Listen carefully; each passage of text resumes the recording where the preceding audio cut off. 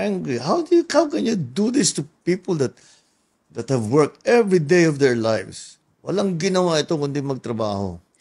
Nagsakripisyo ng mahirap for very little. Just to be able to send money home, just to be able to feed their family, send their children to school. That's all they want in life. Kukunin nyo pa sa kanila yon para bumili ng Rolls Royce. Mr. President, masakit na nga yung mga... Oh, horrible situation.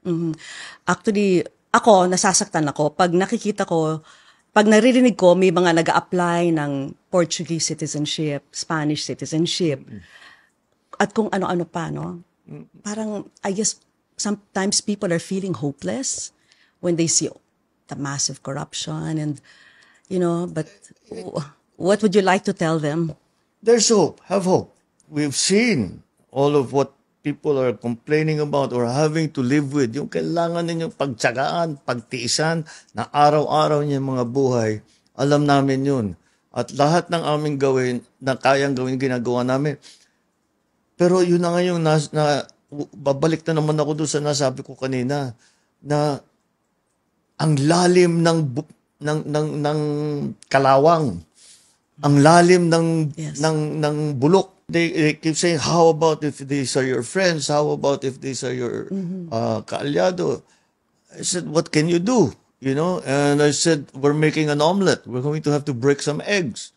There's just no way around it. Even if they're relatives as well. Well, who's more important?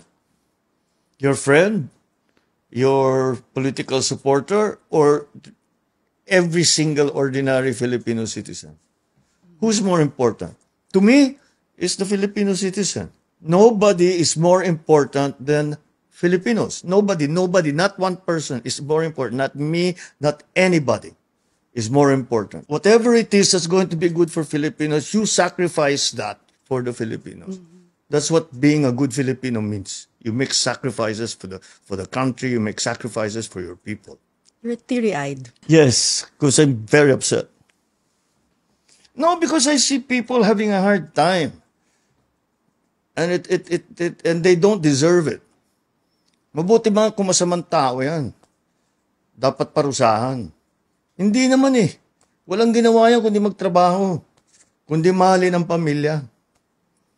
Ba't mo paparusahan? Para magpayamang ka? That makes no sense to me.